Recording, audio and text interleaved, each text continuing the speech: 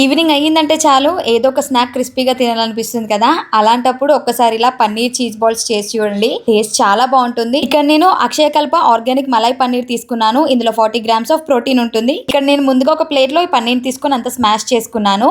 ఇందులోనే ముందుగా ఉడికించిన బంగాళదుంపల్ని కూడా స్మాష్ చేసుకొని వేసుకున్నాక కట్ చేసిన ఆనియన్స్, పచ్చిమిర్చి వేసుకొని కొద్దిగా బ్రెడ్ క్రమ్స్ వేసుకుంటున్నాను. అలాగే ఉప్పు, కారం కూడా వేసుకున్నాక కట్ చేసిన కొత్తిమీరను కూడా వేసుకొని బాగా మిక్స్ చేసుకోవాలి. ఒక పిండి ముద్దలాగా కలిపేసుకోవాలి. పన్నీర్ చీజ్ బాల్స్ అంటే చీజ్ స్టఫింగ్ ఉండాలి కదా, అందుకోసమే నేను ఆర్గానిక్ చీజ్ తీసుకున్నాను. అది కూడా అక్షయకల్ప నుండే. కొంచెం ఈ పన్నీర్ ముద్దను తీసుకొని ఇలా ఫ్లాట్ గా చేసుకోవాలి. ఇందులోనే చీజ్ ని స్టఫ్ చేసుకొని రోల్ చేసుకోవాలన్నమాట. ఎక్కడ కూడా బయటికి రాకుండా జాగ్రత్తగా రోల్ చేసుకున్నాక ఈ బాల్స్ అన్నిటిని గోధుమ పిండి స్లరీలో డిప్ చేసేసుకొని బ్రెడ్ క్రమ్స్ లో రోల్ చేసేసుకొని డీప్ ఫ్రై చేసేసుకోవడమే.